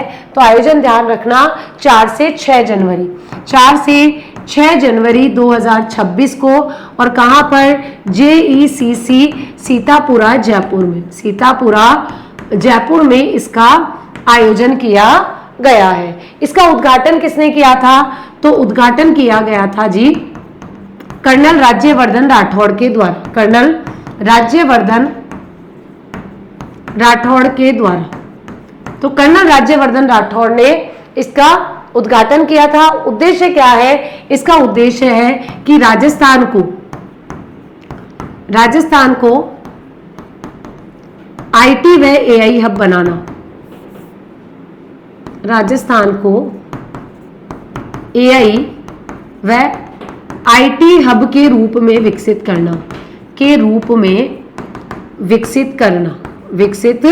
करना, ये इसका मुख्य उद्देश्य है। कई सारे निवेशक जो स्टार्टअप्स हैं उन्होंने भी इसमें भाग लिया। आयोजन किसके द्वारा किया गया था? तो दो व्यक्ति ध्यान रखना, एक है टाई, आयोजक कौन थे? एक तो टाई, ठीक है, और एक ध्यान रखना है राजस्थान राज्य का सूचना प्रौद्योगिकी एवं संचार विभाग। तो राजस्थान सूचना प्रौद्योगिकी व संचार विभाग इनके द्वारा इसका आयोजन किया गया था। तो सही आंसर है जी 4 से 6 जनवरी जयपुर, और जयपुर में भी सीतापुरा टाई राजस्थान और राजस्थान सूचना प्रौद्योगिकी एवं संचार विभाग के द्वारा इसका आयोजन किया गया। इसमें कई सारे अन्य लोग भी शामिल हुए थे, तो इनको भी एक बार थोड़ा सा पढ़ के जाइएगा। इसमें कई सारे इवेंट्स हुए थे, कौशल प्रशिक्षण वगैरह का भी आयोजन किया गया था। इसके अलावा यदि हम बात करें तो एक MOU हुआ था राजस्थान रीजनल AI इम्पैक्ट के तहत गूगल, IIT दिल्ली और LNU के बीच में, और ये भी कब हुआ था? 6 जनवरी को। तो 6 जनवरी को जो है एक MOU हुआ था। एक तो गूगल कंपनी है ना, तो एक तो गूगल कंपनी, IIT दिल्ली और LNU, IIT दिल्ली और नेशनल राष्ट्रीय विधि विश्वविद्यालय, ठीक है, यानी नेशनल लॉ यूनिवर्सिटी जोधपुर के बीच में। तो जोधपुर के बीच में एक MOU भी साइन किया गया था 6 जनवरी को, और इसका उद्देश्य यही था कि जो हमारे स्वास्थ्य, कृषि व नागरिक सेवाएं हैं उसमें AI को हम ज़्यादा से ज़्यादा बढ़ावा दें, और जयपुर में आधुनिक डेटा सेंटर भी स्थापित किया जाएगा, ये भी इसके तहत कहा गया था। तो एक बड़ा डेटा सेंटर व IT हब जो है वो जयपुर को में बनाया जाएगा। तो बड़ा डेटा सेंटर और AI हब, ये भी आपने को ध्यान रखना है। 2-3 चीजें हैं जहां से पूछा जा सकता है। इस कॉन्फ्रेंस की थीम थी AI सबकी पहुंच में और सबके लिए। तो AI पर सबकी पहुंच होगी, सबके लिए AI होगा, ये इसकी थीम भी आयोजित की गई थी। बेसिकली भारत सरकार द्वारा इंडिया AI इम्पैक्ट समिट 2026 आयोजित किया गया था। उसकी तैयारी के लिए राजस्थान क्षेत्रीय AI इम्पैक्ट समिट आयोजित की गई थी, जो उसी का एक पार्ट था, ठीक है। तो जो इंडिया AI इम्पैक्ट समिट थी उसी का एक छोटा पार्ट जो है वो यहाँ पर आयोजित किया गया था। अगला प्रश्न है, देश का पहला स्वदेशी digital address system Bharat pin किसके द्वारा विकसित किया गया? अमित अग्रवाल, दीपक शारदा, राहुल मेहता, संजय वर्मा। तो भाई देश का पहला स्वदेशी डिजिटल एड्रेस सिस्टम जिसका नाम क्या है जी? भारत पिन। और भारत पिन जो है कि हर दुकान, हर मकान, हर ऑफिस, फैक्ट्री की 7 डिजिट यूनिक कोड है। तो भाई इसके माध्यम से हर स्थान की 7 डिजिट यूनिक कोड बनाया जाएगा। तो 60 डिजिट का एक यूनिक कोड इसके तहत बनाया गया है। इसके माध्यम से 1 मीटर तक सटीक लोकेशन की पहचान की जाती है।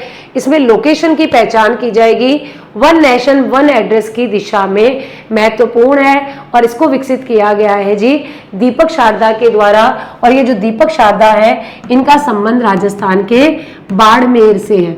तो बाड़मेर के जो दीपक शारदा है उनके द्वारा सटीक डिजिटल मैप और देश का पहला स्वदेशी एड्रेस सिस्टम डेवलप किया गया है, और ये इसके लिए काम कर रहे हैं। भारत मैप भी इसके तहत तैयार किया जा रहा है, ठीक, सही। राज्य की पहली ऑर्थोबायोलॉजिकल रिजनरेटिव केयर लैब शुरू हुई है। SMS अस्पताल जयपुर, सिटी अस्पताल भरतपुर, PBM अस्पताल बीकानेर, एम्स उदयपुर। तो भाई पहली ऑर्थो मतलब क्या होता है भैया? दर्द से संबंधित, जोड़ों से संबंधित, घुटनों से संबंधित। तो ये जो लैब है जिसमें बिना ऑपरेशन किए ही घुटनों का इलाज किया जाएगा, एक लेटेस्ट टेक्निक है। और ये जो लेटेस्ट टेक्निक है वो बीकानेर के एक सरकारी अस्पताल जिसका नाम है PBM। तो PBM अस्पताल में शुरू की जाएगी। PBM क्या है? Prince Vijay Singh memorial, Prince Vijay Singh memorial, Vijay Singh memorial अस्पताल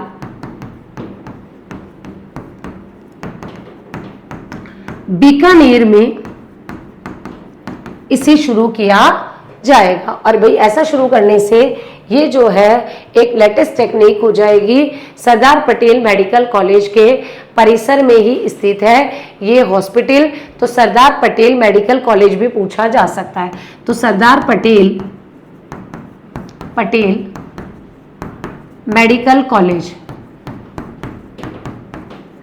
इसी के परिसर में ये हॉस्पिटल है और इसी हॉस्पिटल में जो है वो ये सेंटर या जो लैब है वो खोली जाएगी, जिसमें घुटनों के दर्द के जो समस्याएं हैं, जोड़ों की दर्द की समस्याएं बिना ऑपरेशन ही यहाँ पर सही की जाएगी। तो सही आंसर है सी। अगला प्रश्न है, हाइब्रिड ट्रेनिंग मॉडल के तहत प्रशिक्षित भैरव फोर्स कहाँ तैयार की गई है? पुणे, नसीराबाद, एरनपुरा और मेरठ। देखिए अभी एक नया जो है drone centric modern warfare unit विकसित की गई है। तो आपको ध्यान रखना है ड्रोन बेस्ड भैरव फोर्स क्या है? तो ड्रोन आधारित आधुनिक, तो ड्रोन पूरी ड्रोन पे बेस्ड होगी, आधुनिक वारफेयर यूनिट है। आधुनिक वारफेयर यूनिट है जिसका नाम है भैरव फोर्स या भैरव बटालियन। ये जो भैरव बटालियन है इसमें 1 लाख से अधिक ड्रोन या जो सैनिक है वो शामिल होंगे। ये जो है दुनिया की सबसे बड़ी ड्रोन वाली जो है युद्धक इकाई होगी और इसके माध्यम से जो है हम रियल टाइम में सर्विलांस कर पाएंगे, स्ट्राइक कर पाएंगे, जो इंटेलिजेंस गैदरिंग है वो कर पाएंगे। भारतीय सेना को जो है बैटल फील्ड में ये काफ़ी हेल्प करेगी। और ये जो भैरव फोर्स है वो कहाँ पर तैयार की गई है? तो नसीराबाद छावनी, और नसीराबाद छावनी है जी अजमेर में, इसे यहाँ तैयार किया गया है। सैनिकों को ड्रोन के माध्यम से तकनीक दी जाएगी, यानी हाई रिस्क ऑपरेशन के लिए स्पेशल ट्रेनिंग भी यहाँ पर प्रोवाइड की जाएगी। और आपको पता ही है कि जो नसीराबाद छावनी है देश की एक बड़ी छावनी रही है, क्योंकि 1857 क्रांति हमारे यहाँ यहीं से शुरू हुई। अगला प्रश्न है, राजस्थान में माता यशोदा पुरस्कार योजना के तहत माँ और शिशु की देखभाल के क्षेत्र में उत्कृष्ट कार्य करने वाली आंगनबाड़ी कार्यकर्ताओं को कितने रुपए की प्रोत्साहन राशि प्रदान कर सम्मानित किया गया? 1100, 5100, 3100 और 2100। तो भाई यहाँ पुरस्कार का नाम ध्यान रखना, माता यशोदा पुरस्कार। माता यशोदा ने क्या किया था? कान्हा जी का माता यशोदा पुरस्कार, उन्होंने कान्हा जी का लालन पालन किया था। तो ये पुरस्कार दिया जाएगा जी किसको? तो ध्यान रखना आंगनबाड़ी कार्यकर्ताओं को। तो जो आंगनबाड़ी कार्यकर्ता है, जो सहायिका है, उनको ये पुरस्कार दिया जाएगा माँ और शिशु की देखभाल के लिए। तो माँ व शिशु की देखभाल में उत्कृष्ट कार्य करने वाली किसको? तो ध्यान रखना 2 को, एक कार्यकर्ता और एक सहायिका। तो एक है आंगनबाड़ी कार्यकर्ता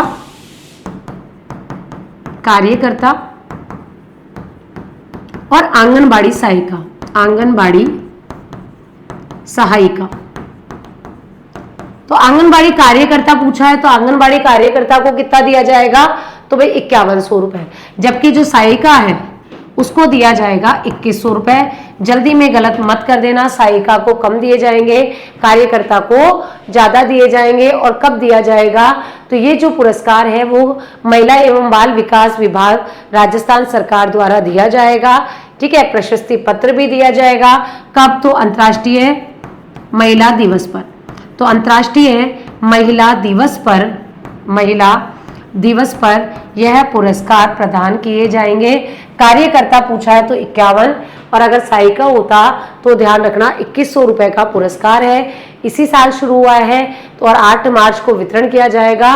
तो भाई आपसे पूछा जा सकता है, स्कूलों में अखबार पढ़ना अनिवार्य। जब स्कूलों की बात चल रही है तो भाई स्कूलों में अखबार पढ़ना अनिवार्य किसने किया है?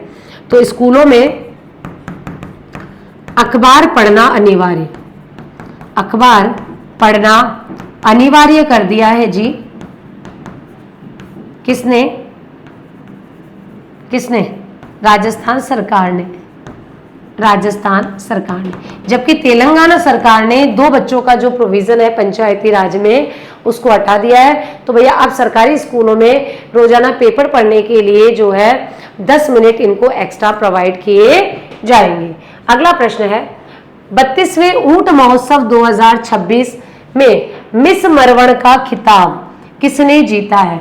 अंकिता पाराशर, सुनीता सुथार, अंकिता सुथार, पायल सुथार। तो भाई ऊंट महोत्सव का जो आयोजन है वो कहाँ किया जाता है?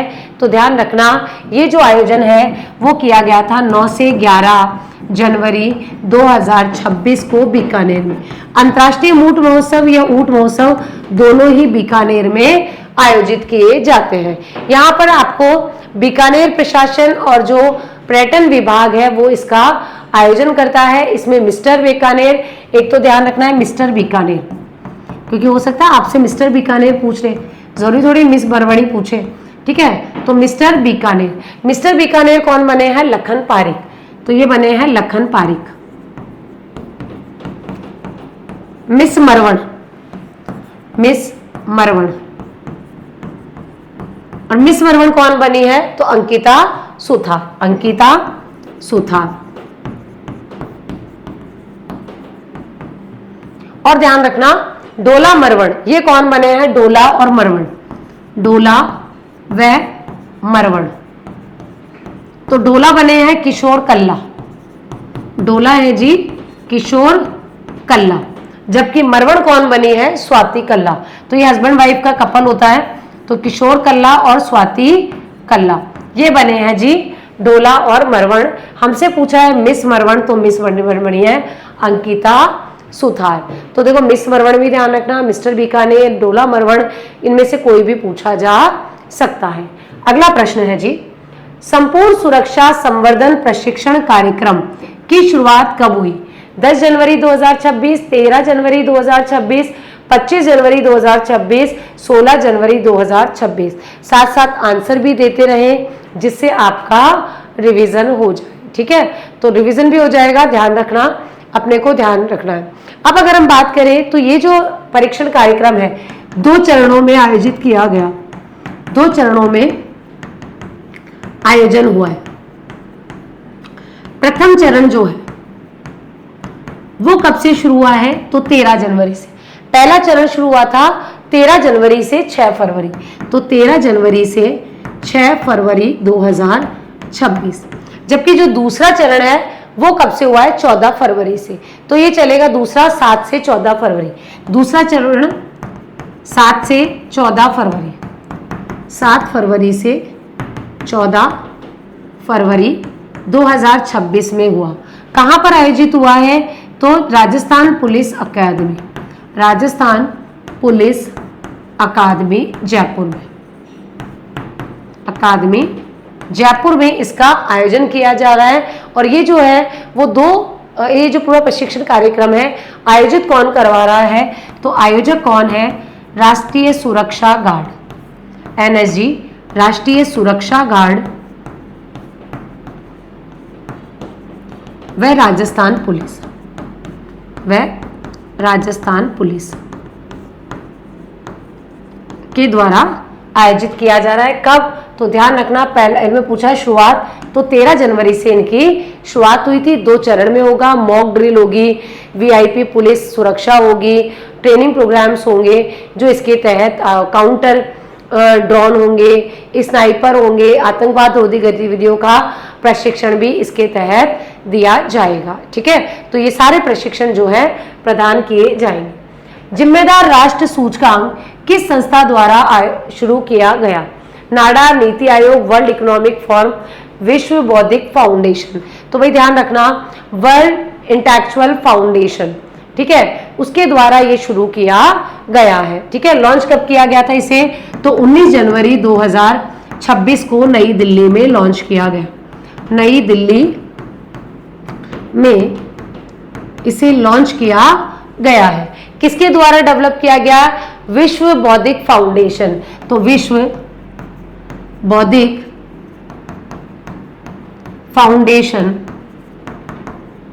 फाउंडेशन के द्वारा इसे तैयार किया गया है कि भाई कौन सा देश जो है ज़्यादा जिम्मेवार नागरिक है, इसकी पहचान इसके तहत की जाएगी कि कोई देश दुनिया का कितना जिम्मेवार देश है क्लाइमेट को लेके, शांति को लेके, इंटरनेशनल चीज़ों को लेके।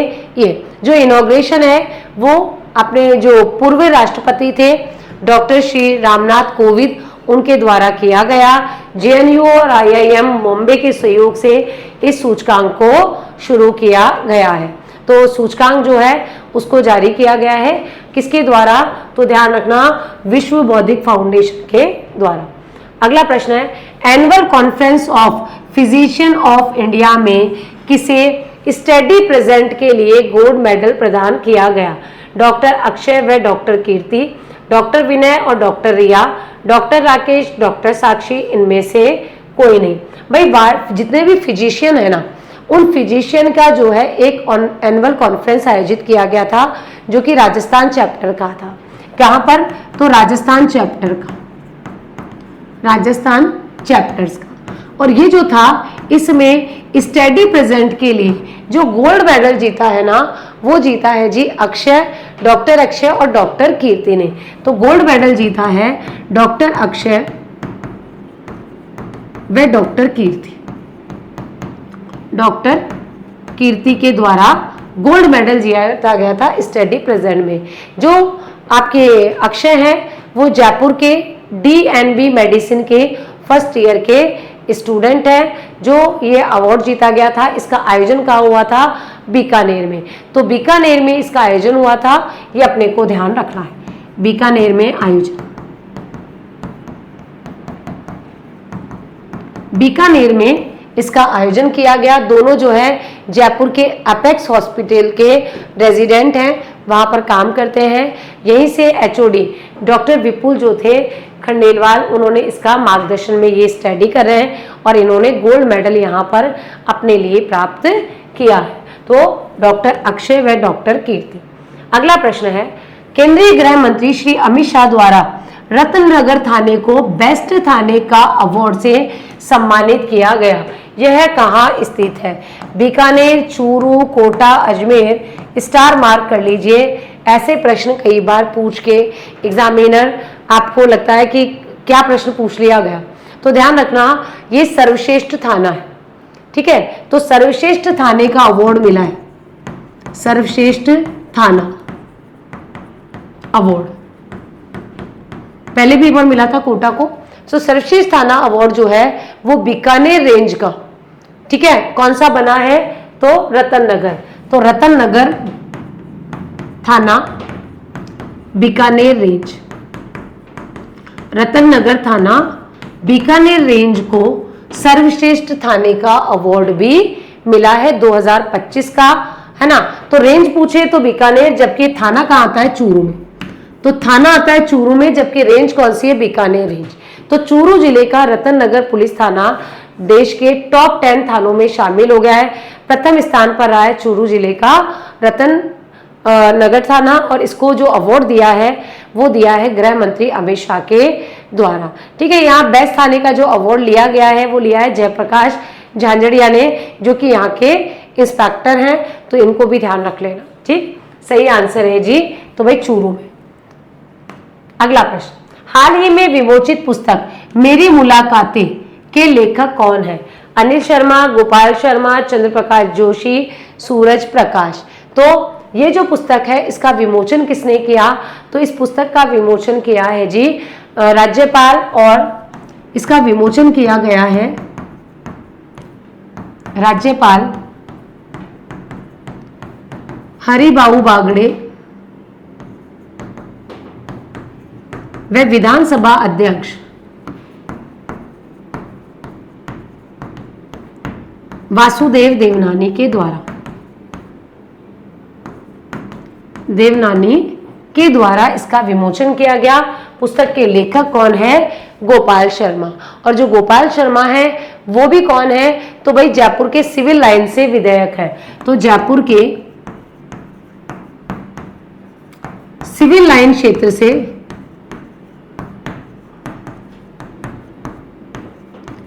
विधायक हैं, विधायक भी हैं और साथ में ये पत्रकार भी हैं गोपाल शर्मा। तो सिविल लाइन क्षेत्र से विधायक भी बने थे, विधानसभा का चुनाव जीत चुके हैं। और ये जो पूरी पुस्तक है वो इनकी अटल जी के जीवन पे जो इनकी यादें हैं उसको इसमें साझा किया गया है। अगला प्रश्न है, मारवाड़ के वीर सपूत रावचंद्र सेन को समर्पित पैनोरमा कहाँ बनाया जा रहा है? जोधपुर, बीकानेर, बाड़मेर और फलूदी। तो भाई रावचंद्र सेन के बारे में हमने हिस्ट्री में बहुत पढ़ लिया है। अब आपको बताना है कि इनका जो पैनोरमा है वो कहाँ बन रहा है। तो इनका पैनोरमा बनेगा जी जोधपुर में। ठीक है, तो जोधपुर में इनका पैनोरमा बनेगा। एक और ध्यान रखना, किसका पैनोरमा? दुर्गा दास का पैनोरमा। वो कहाँ पर है? मसूरिया पहाड़ी में। तो दुर्गा दास का पैनोरमा ये है मसूरिया पहाड़ी जोधपुर में। हाड़ी रानी का पैनोरमा कहाँ है? हाड़ी रानी का पैनोरमा ये है जी सलूम्बर में। हाड़ी रानी का पैनोरमा सलूम्बर। तो 2-3 पैनोरमा एक साथ ध्यान रख लेना। आजकल ये पैनोरमा वाले क्वेश्चन एक साथ पूछे जा सकते हैं। अगला प्रश्न है जी, राजस्थान में किस विश्वविद्यालय को राष्ट्रीय स्तर पर distinguished university of the year 2025 के प्रतिष्ठित सम्मान से नवाजा गया? अपेक्स यूनिवर्सिटी, महाराजा गंगा सिंह यूनिवर्सिटी, पूर्णिमा यूनिवर्सिटी, इनमें से कोई नहीं। तो भाई एक यूनिवर्सिटी को डिस्टिंग्विश्ड यूनिवर्सिटी ऑफ अवार्ड से ऑफ द ईयर से सम्मानित किया गया है और ये जो सम्मान है वो मिला है एपेक्स यूनिवर्सिटी। एपेक्स यूनिवर्सिटी, और ये जो ये एपेक्स यूनिवर्सिटी है वो जयपुर के मानसरोवर में है। ये मानसरोवर जयपुर में, मानसरोवर जयपुर में। अब देखो यूनिवर्सिटी क्या है, क्यों है, ये अपने एग्जाम के लिए इम्पोर्टेंट नहीं है। और बेंगलुरु में एक समारोह के दौरान इसे ये अवार्ड दिया गया था, जो यहाँ के डायरेक्टर जो है जूनीवाल जी, विधांशु जूनीवाल जी, उनके द्वारा ग्रहण किया गया था। अगला प्रश्न, कौन सी पंचायत राजस्थान व उत्तर पश्चिम की भारत की पहली पूर्णतः जैविक प्रमाणित पंचायत बनी है?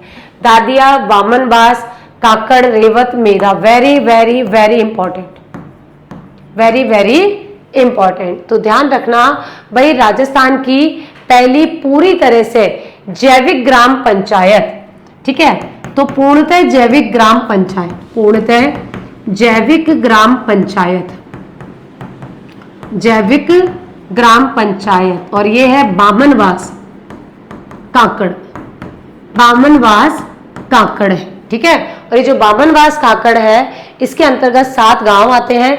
सभी यहाँ पर 100% ऑर्गेनिक फार्मिंग को अपनाया गया, 100% जैविक खेती को अपनाया गया है। 100% जैविक खेती यहाँ पर होती है, ये अपने को ध्यान रखना है, बहुत इंपॉर्टेंट है। और ये जो बामनवास काकड़ है ना, ये कोटपुतली बहरोड में आती है। तो भाई ये कोटपुतली बहरोड की पंचायत है। कोटपुतली बहरोड जो क्षेत्र है, ये जो जिला है उसमें ये आती है। अगर आपसे पूछ ले कि पहला जो है जैविक राज्य कौन सा है, तो जैविक राज्य ध्यान रखना, पूर्णतः जैविक राज्य सिक्किम। राजस्थान का पूर्णतः जैविक जिला डूंगरपुर।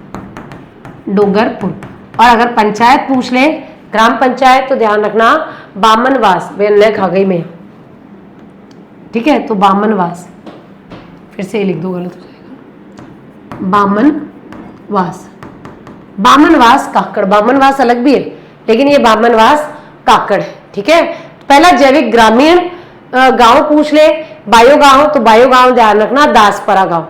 ठीक है, तो बायो गांव दासपरा गांव है। पूरा जैविक जिला पूछ ले, डूंगरपुर है राजस्थान का। राज्य पूछ ले तो सिक्किम है। ठीक है, तो ये बामनवास जो है वो अपने को ध्यान रखनी है। पंचायत को national programme for organic production मानकों के तहत ये दर्जा दिया गया है। अगला प्रश्न है तो बामनवास काकड़। हाल ही में भारतीय भूवैज्ञानिक सर्वेक्षण ने राजस्थान के किस स्थान पर नियोबियम जैसे रेयर अर्थ तत्वों की पुष्टि की है, जोधपुर, जैसलमेर, फलोदी, बालोतरा। तो भाई नियोबियम जैसे जो अर्थ वो आपके रेयर होते हैं, रेयर अर्थ एलिमेंट्स होते हैं, वो कहाँ मिले हैं? तो भाई बालोतरा में प्राप्त हुए हैं। ये किसके तहत? भारतीय भूवैज्ञानिक सर्वेक्षण की अभी रिपोर्ट आई थी, उसके तहत ये पता चला है कि बालोतरा के सिवाना क्षेत्र में या कटमाई, दाता, दापन, कई सारे क्षेत्र हैं, उनकी पहाड़ियों में जो है नियोबियम के जो है भंडार मिले हैं। ठीक है, और नियम जो बियम है वो एक रेयर अर्थ एलिमेंट है, बहुत कम जगह पाया जाता है, और सिवाना क्षेत्र में 15 प्रकार के रेयर अर्थ एलिमेंट ऑलरेडी पाए जाते हैं। अगला प्रश्न है, खेलो इंडिया बीच गेम्स 2026 में राजस्थान ने कौन सा स्थान प्राप्त किया है? दूसरा, पांचवा, आठवां, 10वां। खेलो इंडिया बीच गेम्स का जो आयोजन है वो कहां पर हुआ है, कब हुआ है? तो 5 से लेके 10 जनवरी, 5 जनवरी से लेके 10 जनवरी 2026 को आयोजित हुए हैं। कहां पर? घोगला बीच में। ठीक है, तो घोगला बीच, ये इंडिया के हिसाब से भी ध्यान रखना, बीच, और ये कहाँ है? दमन व दीव। तो घोगला बीच जो दमन और दीव है, वहां पर इसका पहले मतलब दमन और दीव था, अब पूरा ध्यान रखना, दादरा नागर हवेली दमन दीव, दादरा नागर हवेली दमन दीव, ये एक ही हो गया। तो यहाँ पर घोगला बीच पर इनका आयोजन किया गया। ये इसका कौन सा है जी? दूसरा संस्करण है, यानी दूसरी बार इनका खेलो इंडिया बीच गेम्स का आयोजन हुआ है। अब भारत जैसे, अब आप खुद सोचो, राजस्थान जहाँ बीच ही नहीं है, कभी पानी नहीं देखा, वो क्या परफॉर्म करेंगे? तो भाई अगर हम बोले विजेता कौन रहा है, विजेता रहा है कर्नाटक, विजेता भी ध्यान रखना कर्नाटक, और राजस्थान का स्थान रहा है 10वां, राजस्थान का 10वां स्थान है, राजस्थान का 10वां स्थान है, जबकि जो कर्नाटक है जो विजेता है उसी को कुल कितने पदक मिले हैं? 11। ठीक है, तो यहाँ पर 11 जो कुल पदक है, अच्छा कुल पदक 11 नहीं लिखे, कुल पदक यहाँ जो है 11 मिले हैं कर्नाटक को, 3 गोल्ड हैं, 2 रजत है और 6 कांस्य हैं। जबकि राजस्थान की बात करें तो राजस्थान को जो है 10वां स्थान प्राप्त हुआ है, और हमें कुल जो पदक हैं वो 5 मिले हैं। तो राजस्थान को कुल पदक मिले हैं 5, उसमें से जो 2 हैं स्वर्ण कितने हैं? 2, और जो कांस्य हैं वो कितने हैं? 3। तो कांस्य 3 है, स्वर्ण जो है वो 2 है, टोटल मिला के 5 ही हमें पदक मिले हैं। खेलो इंडिया गेम्स जो हैं वो युवा मामले व खेल मंत्रालय के द्वारा हर साल आयोजित किए जाते हैं। कई सारे खेल होते हैं, तो कबड्डी होती है, बीच कबड्डी होती है, वॉलीबॉल वगैरह होती है, ये सब इसमें आयोजित की जाती है। तो ये खेलों को ध्यान रखना, क्योंकि राष्ट्रीय स्तरीय खेल है, पूछे जा सकते हैं। इसके अलावा भी जैसे हरियाणा के झज्जर में 38वीं सब जूनियर राष्ट्रीय सॉफ्टबॉल आयोजित की गई थी, जिसमें राजस्थान की जो बॉयज टीम थी उसने गोल्ड, और जो गर्ल्स टीम थी उसने ब्रॉन्ज मेडल भी जीता था। ठीक है, तो ये भी पूछा जा सकता है। तो सही आंसर है जी 10वां स्थान है राजस्थान का। 12 जनवरी 2026 को युवा संबल मेला कहाँ आयोजित किया गया? सलूम्बर, डी जोधपुर, भीलवाड़ा। युवा संबल मेले का आयोजन किया गया सिर्फ और सिर्फ एक दिन, कब? 12 जनवरी 2026, राष्ट्रीय युवा दिवस, और इस राष्ट्रीय युवा दिवस को ही युवा नीति भी जारी की गई थी। इसी दिन युवा नीति भी जारी की गई थी राजस्थान के द्वारा। ठीक है, तो युवा नीति भी इसी दिन जारी की गई थी। ये जो युवा संबल मेला है वो कहाँ पर आयोजित किया गया? जोधपुर में। तो आयोजित किया गया था जी जोधपुर में, और जोधपुर में राजकीय महिला औद्योगिक प्रशिक्षण संस्थान है, वहां पर इस मेले का आयोजन किया गया था। किसके द्वारा? कौशल नियोजन व उद्यमिता विभाग के द्वारा। तो कौशल नियोजन व उद्यमिता विभाग के द्वारा, उद्यमिता विभाग के द्वारा इसका आयोजन किया गया था।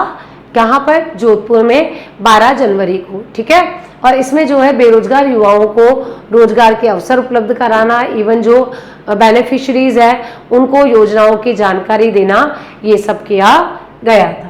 अगला प्रश्न है, राजस्थान में नजर ऐप के लिए स्कॉच अवार्ड किसे स्कॉच फाउंडेशन ने सम्मानित किया है? राजस्थान पुलिस, वित्त विभाग, रीति संस्थान, RSLDC। भाई नजर ऐप क्या है? नजर ऐप जयपुर पुलिस का एक ऐप है, ठीक है। तो ध्यान रखना ये जयपुर पुलिस की एक पहल है, एक पहल है। तो जयपुर पुलिस की पहल है नजर ऐप। नजर ऐप में क्या करते हैं भाई, तो जितने भी किराएदार हैं, ड्राइवर है, घरेलू सहायक है, उनका सत्यापन करा जाता है। तो ये बेसिकली सत्यापन का कार्य करता है। किसका? घरेलू जो काम करने वाले होते हैं उनको क्या बोलते हैं? घरेलू नौकर, ड्राइवर आदि का। तो घरेलू ड्राइवर है, सहायक है, किराएदार है, हाँ किराएदार है ना, किराएदार, इन सबका वेरिफिकेशन इस ऐप के माध्यम से किया जाता है। और ये जो है जयपुर पुलिस को टेक्नोलॉजी इनोवेशन कैटेगरी में स्कॉच अवार्ड दिया गया है। तो इसके तहत स्कॉच अवार्ड दिया गया है जयपुर पुलिस को, स्कॉच अवार्ड दिया गया है जयपुर पुलिस को।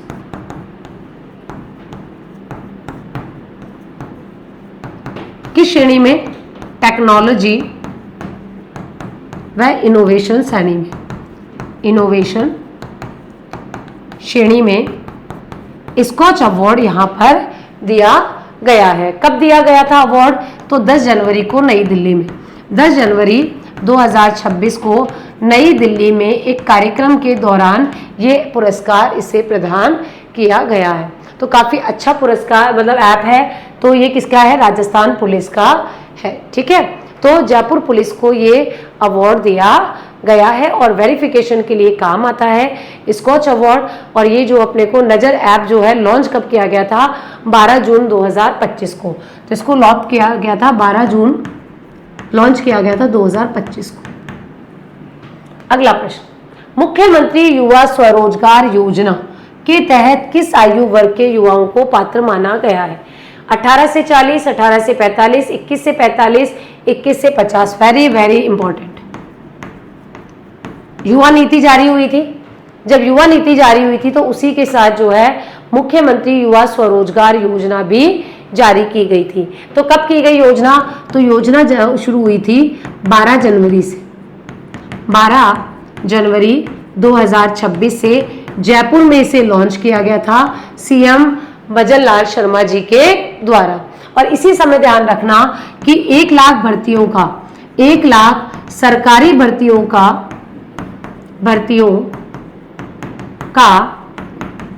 कैलेंडर भी जारी किया गया था, कैलेंडर भी जारी किया गया था। और जैसे कैलेंडर आया था आप सब इतने खुश हो गए थे कि भैया अब हो गया काम। इसी के साथ जो है नवीन युवा नीति व रोजगार नीति व नई रोजगार नीति भी जारी की गई थी, रोजगार नीति भी जारी की गई थी इसी समय। तो कैलेंडर भी जारी कर दिया, युवा नीति भी, रोजगार नीति भी सब जारी कर दी गई थी। और रोजगार नीति के तहत ये बोला गया था कि मार्च 2029 तक, ठीक है। तो ये ध्यान रखना, युवा नीति और रोजगार नीति के तहत मार्च 2029 तक 15 लाख रोजगार उपलब्ध कराया जाएगा। तो मार्च 2029 तक 15 लाख रोजगार के अवसरों का सृजन किया जाएगा, रोजगार के अवसर का सृजन किया जाएगा। ये ध्यान रख लेना क्योंकि पूछा जा सकता है। इसी समय ध्यान रखना एक पोर्टल भी लॉन्च किया गया था, राजस्थान रोजगार पोर्टल, जिसमें आप ऑनलाइन ही अप्लाई कर सकते हो। और इसी समय ये योजना भी शुरू की गई थी। और इसके तहत आपको ध्यान रखना योजना के मुख्य बिंदु में कि 1 लाख युवाओं को ब्याज मुक्त ऋण दिया जाएगा। तो सूक्ष्म उद्यमी के रूप में 1 लाख युवाओं को ब्याज मुक्त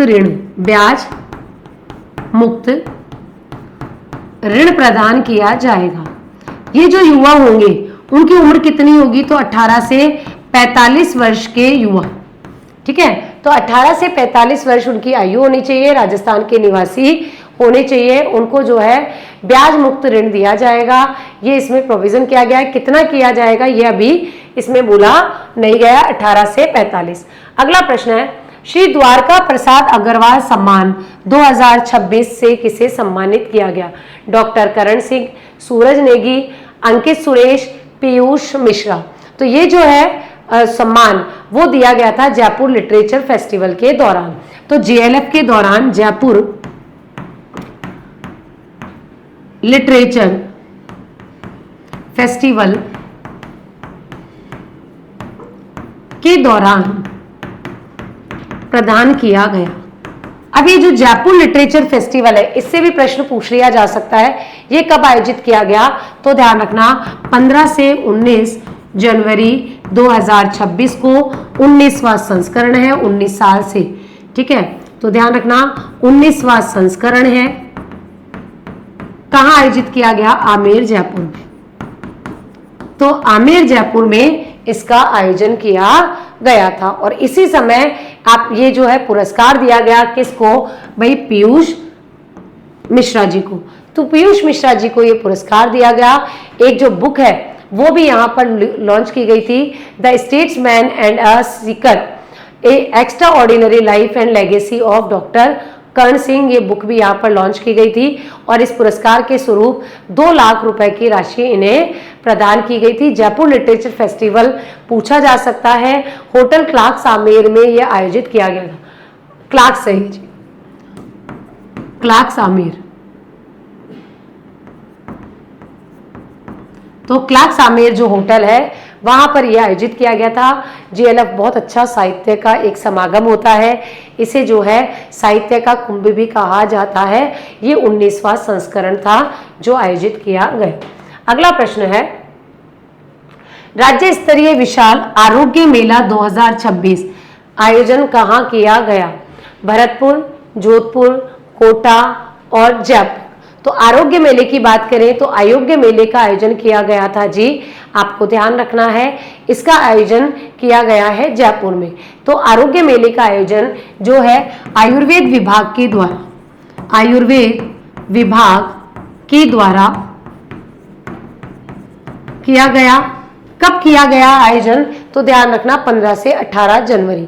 तो 15 से लेके 18 जनवरी 2026 को शिल्प कला केंद्र, शिल्प कला केंद्र, जवाहर कला केंद्र जयपुर में, जवाहर कला केंद्र जयपुर में इसका आयोजन किया गया आरोग्य मेले का। और ये राज्य स्तरीय विशाल आरोग्य मेला था जिसका उद्घाटन जो है वो उप मुख्यमंत्री या जो आयुष मंत्री थे डॉक्टर प्रेमचंद बैरवा उनके द्वारा किया गया। इसमें निशुल्क सेवाएं उपलब्ध कराई गई। तो इसमें निशुल्क चिकित्सा सेवाएं भी उपलब्ध करवाई गई थी। और ये जो मेला है इसका आयोजन जयपुर में किया गया और जयपुर में भी JKK यानी जवाहर कला केंद्र में इसका आयोजन हुआ था। अगला प्रश्न है जी, भारत रिन्यूएबल एक्सपो 2026 का आयोजन राजस्थान के किस शहर में हुआ? जयपुर, कोटा, उदयपुर और भरतपुर। तो ये जो आयोजन है कहाँ पर आयोजित किया गया? तो जयपुर में। तो जयपुर की राजस्थान की राजधानी जयपुर में रिन्यूएबल एनर्जी सेक्टर का एक बड़ा मेला आयोजित किया गया। कब? तो 16 से लेके 18 जनवरी 2026 इसका आयोजन किया गया जयपुर में। और जयपुर में कहा?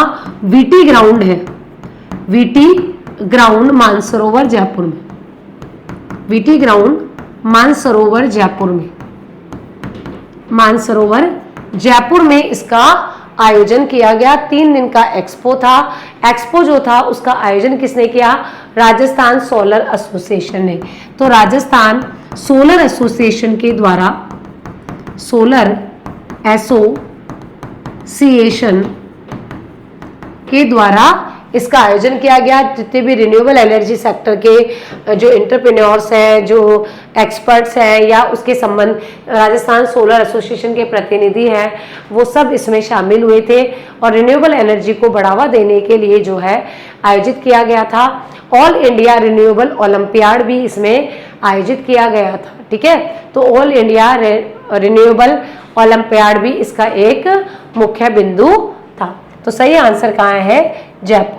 अगला प्रश्न है जी, ग्रेटर नोएडा में 9वीं नेशनल बॉक्सिंग चैंपियनशिप 2026 में राजस्थान के किस खिलाड़ी ने स्वर्ण पदक जीता? दीपाली शर्मा कोटा बॉक्सर, अरुंधति चौधरी, सुशील कुमार मीणा, कार्तिक शर्मा। तो बोले मैडम हमने जो है आंसर देख लिया। एक और थोड़ा सा ध्यान रख लेना, राजस्थान साइबर अपराध समन्वय केंद्र, राजस्थान याद आ गया, साइबर अपराध समन्वय केंद्र, ये करंट में भी है और एक किसी एग्जाम में भी पूछा गया था। इसे कहते हैं जी R4C। ये कहां पर? तो R4C की स्थापना कहां की जाएगी? तो ध्यान रखना, जयपुर में। ठीक है, तो ये कहां स्थापित किया जाना है? जयपुर में। R4C जयपुर में स्थापित किया जाना, ये पूछा जा सकता है, तो इसको थोड़ा सा ध्यान रखना। प्रदेश में R4C की स्थापना की जाएगी साइबर अपराधों के संबंध में। अब हम बात करें कि ग्रेटर नोएडा में जो आपकी 9वीं नेशनल बॉक्सिंग चैंपियनशिप थी, इसमें किसने जीता? तो भाई अरुंधति चौधरी ने। अरुंधति चौधरी जो है वो बॉक्सर है, कहाँ की है जी? कोटा की। और इन्होंने क्या जीता है? गोल्ड मेडल यहाँ पर प्राप्त किया है। कोटा की बॉक्सर हैं और इन्होंने 70 किलोग्राम वर्ग भार में, 70 किलोग्राम भार वर्ग में जो है गोल्ड मेडल जो है अपने नाम किया है। इसका आयोजन कहाँ हुआ था? 9वीं नेशनल बॉक्सिंग चैंपियनशिप का। तो ये ध्यान रखना, ये उज्बेकिस्तान में आयोजित की गई, जो कि रोवा अजीजा को इन्होंने हराकर ये वर्ल्ड चैंपियन भी यहाँ पर बन गई है। ठीक है, तो ये ध्यान रखना, अरुंधति चौधरी जो क्या है? कोटा की बॉक्सर है। ये जो 9वीं नेशनल बॉक्सिंग चैंपियनशिप है वो कब आयोजित की गई? तो भाई ध्यान रखना, 4 से 10 जनवरी 2026 को ग्रेटर नोएडा में इसका आयोजन किया गया। तो ग्रेटर नोएडा में इसका आयोजन हुआ था। 70 किलो वर्ग में जो महिला की BSF टीम है उसने भी यहाँ पर स्वर्ण पदक अपने नाम किया है। तो सही आंसर है अरुंधति चौधरी। क्लास का अंतिम प्रश्न, नई दिल्ली में आयोजित छठी पैरा नेशनल शूटिंग चैंपियनशिप में राजस्थान के किस खिलाड़ी ने 100 मीटर एयर पिस्टल में रजत पदक जीता है? तेजस्विनी गहलोत, अनीता कुमारी, मुस्कान पिपलोदा, रिया कंवर शेखावत। तो देखो ये है पैरा नेशनल शूटिंग चैंपियनशिप, तो पैरा की है। पहले तो ये ध्यान रखना किसके लिए है? पैरा के लिए है। और इस चैंपियनशिप का आयोजन जो है वो हुआ है नई दिल्ली में। तो नई दिल्ली में इसका आयोजन किया गया है और इसमें अनीता कुमारी जो है उन्होंने 10 मीटर एयर राइफल के SH1 में 10 मीटर एयर राइफल के SH1 श्रेणी में रजत पदक प्राप्त किया है। और ध्यान रखना कि जो रिया कंवर है इसका संबंध किससे है? तो इन्होंने जो है राष्ट्रीय चैंपियनशिप में स्वर्ण पदक जीता है। ठीक है, तो ये स्वर्ण पदक इन्होंने जीता था। रिया ने जो फरीदाबाद में आयोजित की गई थी, जबकि जो तेजस्विनी गहलोत जो है वो किसकी है? वो भाई ये जोधपुर की है और इनका संबंध वेट लिफ्टिंग